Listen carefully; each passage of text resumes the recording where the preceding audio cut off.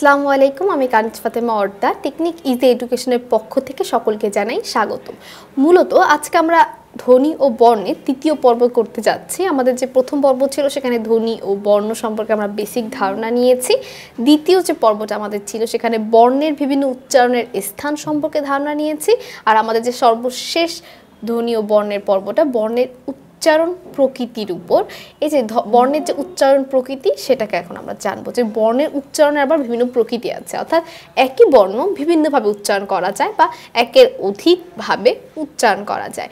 প্রথম আমরা যে বর্ণের উচ্চারণ প্রকৃতি সম্পর্কে জানবো বা জানতে যাচ্ছি সেটা হচ্ছে আমাদের সবার স্বরবর্ণের বা বর্ণমালার স্বরবর্ণের সবচেয়ে প্রথম যে বর্ণটা স্বরে অ।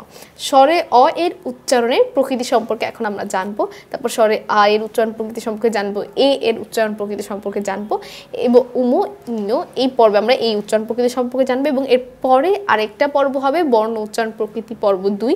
সেখানে আমরা তালব্য স, দন্ত স এবং মূর্ধন্য স, তিন ধরনের যে আমাদের স আছে, সজাত বর্ণ যেগুলোকে বলে, তিনটা স, এই সজাত বর্ণের উচ্চারণের প্রকৃতি সম্পর্কে জানবো। তো প্রথম ধ্বনি বর্ণের বর্ণের উচ্চারণ প্রকৃতির স্বরে অ এর উচ্চারণ প্রকৃতি। এই যে স্বরে অ এর যে উচ্চারণ প্রকৃতি সেটা দুইভাবে উচ্চারণ করা যায়। একটা হচ্ছে স্বরে অর স্বাভাবিক যে উচ্চারণ, যখন এটা শব্দে ব্যবহার হয় একদম স্বাভাবিক স্বরে অর মতোই উচ্চারণ হয়। আরেকটা হচ্ছে সংবৃত ও এর মতো উচ্চারণ, অর্থাৎ দেখতে স্বরে অ কিন্তু উচ্চারণ হয় ও এর মতো। অ এর স্বাভাবিক উচ্চারণের প্রথম আমরা কয়েকটি উদাহরণ দেখব, যেমন হচ্ছে অজ।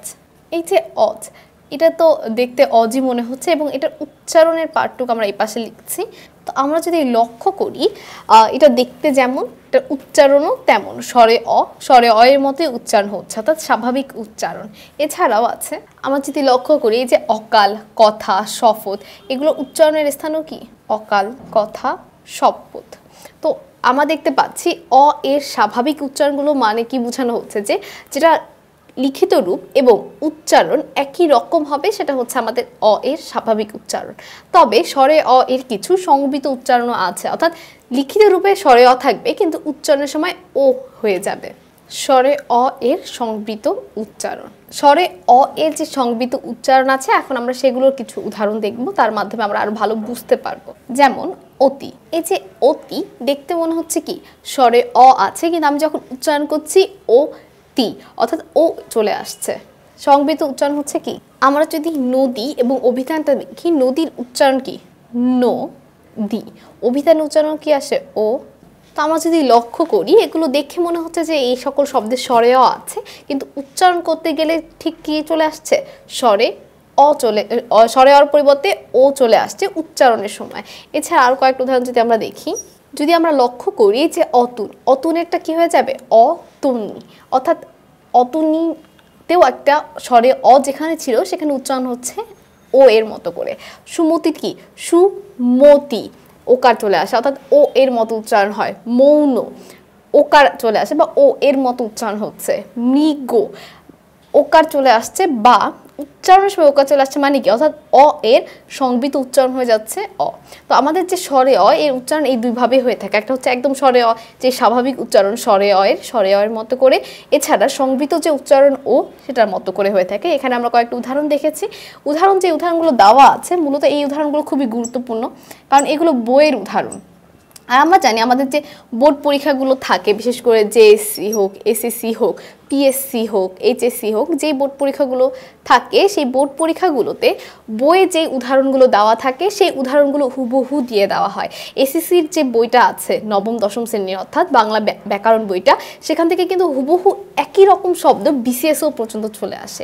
এই জন্য বইয়ে যে উদাহরণগুলো আছে সেগুলো বেশি গুরুত্বপূর্ণ বলে এগুলোই দেখানো হয়েছে। মাঝে মধ্যে পরীক্ষার হলে দিয়ে দিতে পারে যে নদীর সংবৃত উচ্চারণ কিংবা নদীর উচ্চারণ ভেঙে দেখাও। তো সেই ক্ষেত্রে আমাদের উচ্চারণটা একটু জানা লাগবে, এই জন্য আমি যেগুলো ইম্পর্টেন্ট শব্দ ছিল সেগুলো দেখিয়ে দিয়েছি। এরপর আমরা চলে যাব স্বরে আ এর উচ্চারণ প্রকৃতির উপর। তো আমাদের যে স্বরে আ এরও দুই ধরনের উচ্চারণ হয়ে থাকে, দুই ধরনের উচ্চারণে ভাগ করা যায় প্রকৃতিটাকে। একটা হচ্ছে স্বাভাবিক উচ্চারণ আর একটা হচ্ছে সংবৃত উচ্চারণ। স্বাভাবিক স্বরে আর উচ্চারণ তো স্বরে আ এর মতোই হয় এবং সংবৃত যে উচ্চারণটা আছে সেটা এর মতো হয়ে থাকে, যেটা আমরা মৌলিক স্বরধ্বনি যে 7টি ছিল সেই মৌলিক স্বরধ্বনির 7 নম্বর যে ধ্বনিটা ছিল সেটার মতো। অর্থাৎ তো আমরা একটু যদি লিখে নিই, স্বরে আ এর স্বাভাবিক যে উচ্চারণটা আছে সেই উচ্চারণটা। এখন স্বরে আ এর স্বাভাবিক উচ্চারণের কয়েকটা উদাহরণ আমরা দেখব। যেমন আগামী কি হয়ে যাচ্ছে, আগামী, অর্থাৎ উচ্চারণটা আগামীর মতোই, শুধু দীর্ঘিকারটা রস্যিকারের মতো উচ্চারণ হবে। আমরা, সেটা উচ্চারণও কিন্তু আমরাই। আশা, আকাশ, আলো, প্রত্যেকটা আমরা দেখতে পাচ্ছি যে এখানে আমরা যেমন স্বরে আ দেখতে পাচ্ছি, তার উচ্চারণেও স্বরে আই আসছে, উচ্চারণ কোনো পরিবর্তন হয়নি। আরেকটা যে স্বরে আ এর দুই ধরনের মধ্যে আরেকটা যে উচ্চারণ আছে সংবৃত উচ্চারণ, সেটা হয়ে যায় এ এর মতো। এই যে স্বরে আ এর সংবৃত উচ্চারণ, বা আমরা যদি আমাদের এই যে স্বরে আ এর সংবৃত উচ্চারণের কিছু উদাহরণ দেখি, সেক্ষেত্রে আমরা আরো ভালো বুঝতে পারবো। তো আমরা যদি দেখি স্বরে আ এর সংবৃত উচ্চারণ, অর্থাৎ স্বরে আ এর সংবৃত উচ্চারণ এ এর মতো, যেমন জ্ঞান, জ্ঞান উচ্চারণে আকার আছে, গান না হয়ে এর উচ্চারণ হচ্ছে কি জ্ঞান, এ এর মতো করে স্বরে আটা উচ্চারণ হচ্ছে। আবার ঠিক তেমনি বিখ্যাত, বিখ্যাতটাও আ এর মতো উচ্চারণ না হয় এ এর মতো উচ্চারণ হয়। অর্থাৎ দেখে মনে হয় যেখানে কি আছে আকার আছে, কিন্তু উচ্চারণের সময় এ এর মতো করে উচ্চারণ হয়ে থাকে। তো এটা ছিল কি স্বরে আ এর সংবৃত উচ্চারণের কিছু উদাহরণ। এখানে যে উদাহরণগুলো দেওয়া আছে এগুলো খুবই গুরুত্বপূর্ণ বলেই দেওয়া আছে, কারণ এগুলো বোর্ড বইয়ের উদাহরণ। তো এগুলি একটু সবার উচ্চারণ কিভাবে লিখতে হবে সেটা একটু দেখে যাওয়াটাই ভালো। এরপর আমরা চলে যাব স্বরে আর পর এ এর উচ্চারণ কয়ভাবে করা যায় বা কয় প্রকৃতিতে করা যায় সেটার উপর। তো আমরা দেখতে পাচ্ছি এ এর দুই রকমের উচ্চারণ হয়ে থাকে, স্বাভাবিক উচ্চারণ এ এর মতো যে উচ্চারণ, এবং সংবৃত যেটা এ এর মতো উচ্চারণ, মৌলিক স্বরধ্বনির শেষেরটা এ এর মতো করে উচ্চারণ হয়ে থাকে।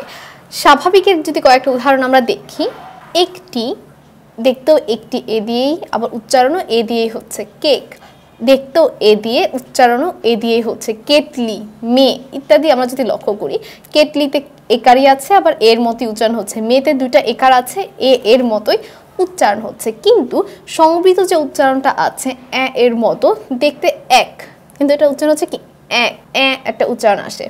খেলা, বেলা, কেন, যেন, এই যে যেন না হয়ে যেন হচ্ছে, তো এটা আমরা দেখতে পাচ্ছি এর মতো করে উচ্চারণ হচ্ছে। অর্থাৎ এগুলো হচ্ছে আমাদের এর সংবৃত যে উচ্চারণগুলো আছে সেগুলো। তো সংবৃত উচ্চারণগুলো এবং স্বাভাবিক উচ্চারণগুলো যে এক্সাম্পলগুলো এখানে দেওয়া আছে সেগুলো খুবই গুরুত্বপূর্ণ, কারণ এগুলো বোর্ড বইয়ের উদাহরণ। তো এগুলোর উচ্চারণ, বিশেষ করে সংবৃত এর মতো যে উচ্চারণটা, সেটার বানানগুলো বা উচ্চারণটা কিভাবে লিখতে হয় সেটা একটু ভালো মতো লক্ষ্য রাখতে হবে আমাদের, যেন ভুল না হয়। তো এখন আমরা চলে যাব আমাদের উমো এবং নিও ইওর উচ্চারণটা যেভাবে সেটাতে। তো উমো এবং অনুস্বার এর উচ্চারণ অং এর মতো হয়ে থাকে। যেমন আমরা যদি দেখি ব্যাংক, ব্যাংক বানানটায় উমো আছে, কিন্তু উচ্চারণটা কি অং এর মতো হয়ে আছে। বাঙালি, বাঙালি উমো আছে, কিন্তু উচ্চারণটা হচ্ছে কি আং এর মতো। বঙ্কিম, বঙ্কিম আমরা সবাই চিনি বঙ্কিমকে, তো বঙ্কিমের উচ্চারণটা যদি আমরা লক্ষ্য করি অং এর মতো হচ্ছে। রং, রং পুরোই উচ্চারণটা র সাথে অং, রং। তো এটা উচ্চারণটা কিসের মতো হচ্ছে, অঙ্গের মতো হচ্ছে। অর্থাৎ আমাদের যে উমো এবং অনুস্বার আছে এদের উচ্চারণ কিসের মতো হয়ে থাকে, অঙ্গের মতো হয়ে থাকে। এটা খুবই গুরুত্বপূর্ণ, কারণ উমোর উচ্চারণ উমোর মতোই হয় না যখন সেটা শব্দের মধ্যে বসে। আমরা কখনো উমোর উচ্চারণ শব্দের মধ্যে উমোর মতো করে করি না, করি অঙ্গের মতো করে। তো এটা একদম নিজের কোনো স্বাভাবিক উচ্চারণই এর নেই।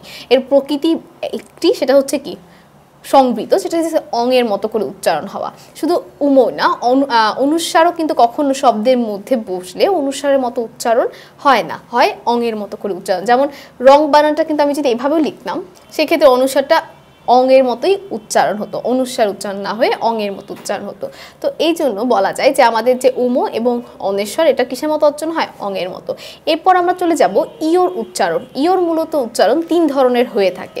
ইওর উচ্চারণ 3 ধরনের হয়ে থাকে। আমরা যদি লক্ষ্য করি ইওর উচ্চারণটা 3 ধরনের হয়ে থাকে। সেই 3 ধরনের ভিতর প্রথম যে উচ্চারণটা হবে সেটা হচ্ছে স্বাভাবিক নিয়মে।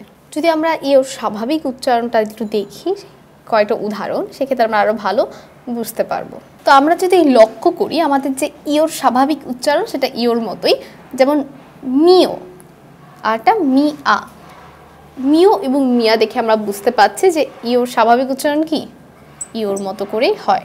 ইও বানানটা কি রস্বই স্বরে অ, উপরে চন্দ্রবিন্দু। তো এরপর আমরা চলে যাব বাকি যে দুইটা নিয়ম আছে, ইওর সাথে যখন আমাদের কোন বর্ণ যুক্ত হলে নয়ের মতো উচ্চারণ হয়, কোন বর্ণগুলো যুক্ত হয়ে গয়ের মতো উচ্চারণ হয়, সেগুলো আমরা একটু দেখব। তো আমরা দেখতে পাচ্ছি ইওর যে আর বাকি দুইটা উচ্চারণ আছে বা প্রকৃতি আছে উচ্চারণে, সেটা হচ্ছে যুক্ত বর্ণের ক্ষেত্রে, অর্থাৎ ইওর সাথে যখন অন্য কোনো বর্ণ যুক্ত হয়ে উচ্চারণ করা হয় সেই ক্ষেত্রে ইয়ের যে একটা উচ্চারণ থাকে সেটা পরিবর্তন হয়ে যায়। আমরা যদি লক্ষ্য করি যুক্ত ইওর সাথে যদি চ ছ জ ঝ, অর্থাৎ আমাদের যে চ বর্গীয় বর্ণগুলো আছে তার প্রথম 4টি বর্ণ চ ছ জ ঝ যুক্ত হয় ইওর সাথে, সেই ক্ষেত্রে ইওর উচ্চারণটা হয়ে যায় কিসের মতো? ন এর মতো। যেমন অঞ্চল, এখানে কি চ এর সাথে যুক্ত হয়েছিল ইও, সেই জন্য এটা কি হয়ে গেল? অঞ্চল। ইওটা পরিবর্তন হয়ে ইওর উচ্চারণ হয়ে গেল ন, আর বাকি যা আছে তাই। তারপর হচ্ছে বাঞ্ছা। বাঞ্ছাটা যদি লক্ষ্য করি ইওর সাথে যখন ইওর সাথে ছ উচ্চারণ বা ছ যুক্ত হয়েছে, ইওর সাথে ছ, প্রথমটার সাথে ইওর সাথে চ যুক্ত হয়েছিল, দ্বিতীয়টাতে ইওর সাথে ছ যুক্ত হয়েছে। যখন ইওর সাথে ছ যুক্ত হয়েছে ইওটা উচ্চারণ হয়ে গেছে নয়ের মতো। বাঞ্ছা। ব্যঞ্জন, যেটা আমরা বেশ কয়েকবার উচ্চারণ করে ফেলেছি এর আগে, ব্যঞ্জনটা যদি আমরা লক্ষ্য করি যখন ইওর সাথে জ যুক্ত হয়েছে তখন সেই ক্ষেত্রে কিন্তু উচ্চারণের সময় ব্যঞ্জন, অর্থাৎ ন চলে এসেছে ইওর পরিবর্তে। ঝঞ্ঝা, ইওর সাথে যখন ছ যুক্ত হয়েছে সেই ক্ষেত্রেও কিন্তু ইওটা হয়ে গিয়েছে কি নয়ের মতো, তাই হয়ে গেছে উচ্চারণ ঝঞ্ঝা। অর্থাৎ যখন আমরা দেখব কোন একটা যুক্ত বর্ণে, যুক্ত ব্যঞ্জন হোক, যুক্ত স্বর হোক, যুক্ত বর্ণে ইওর সাথে চ ছ জ ঝ এই 4টি বর্ণ যুক্ত অবস্থায় আছে, সেই ক্ষেত্রে ইওর উচ্চারণ পরিবর্তন হয়ে যাবে, পরিবর্তন হয়ে সেটা নয়ের মতো হয়ে যাবে। এর পরেরটা যদি আমরা লক্ষ্য করি, এর পরের পয়েন্টটা, ইওর সাথে যদি জয়ের সাথে যদি ইও, অর্থাৎ ইওর সাথে জ না, কিন্তু এখন আবার ইওটা পরে যুক্ত হচ্ছে, ইওর সাথে জ না। এখানে যেমন আমরা দেখে এসেছিলাম যে ইওর সাথে জ, আর এটা নিয়মটা হচ্ছে জয়ের সাথে যখন ইও যুক্ত হবে সেই ক্ষেত্রে সেটা গ বা গয় গ মতো উচ্চারণ হবে। যেমন জ্ঞান। জ্ঞান উচ্চারণটা আমরা যদি লক্ষ্য করি এখানে কি জয়ের সাথে, এতক্ষণ আমরা এখানে যেমন ব্যঞ্জনে কি ছিল, ব্যঞ্জনে ইওর সাথে জ যুক্ত হয়েছে, আর জ্ঞানে জয়ের সাথে ইও যুক্ত হয়েছে, সেই ক্ষেত্রে আমরা দেখতে পাচ্ছি কি এটার উচ্চারণটা গ হয়ে গিয়েছে বা গ এর মতো হচ্ছে। যেমন আরেকটা যদি লক্ষ্য করি, আরেকটা উদাহরণ এরই, যে জয়ের সাথে যখন ইও যুক্ত হচ্ছে সেই ক্ষেত্রে কি হয়ে যাচ্ছে? যোগ্য, অর্থাৎ দুইটা গ চলে আসছে উচ্চারণের সময়। তো আমরা লক্ষ্য করব এই জায়গাটাতে একটু লক্ষ্য রাখতে হবে যে ইও প্রথমে আছে নাকি জ। যদি ইও প্রথমে থাকে সেই ক্ষেত্রে নয়ের মতো উচ্চারণ হবে, আর যদি ইও পরে থাকে সেই ক্ষেত্রে গয়ের মতো উচ্চারণ হবে। এই জায়গাটা আমাদের একটু লক্ষ্য রাখতে হবে। বাকি সব নিয়মগুলো তো একই রকম। আমরা যে উদাহরণগুলো দিয়েছি সেগুলো বইয়ের উদাহরণ, তাই খুবই গুরুত্বপূর্ণ।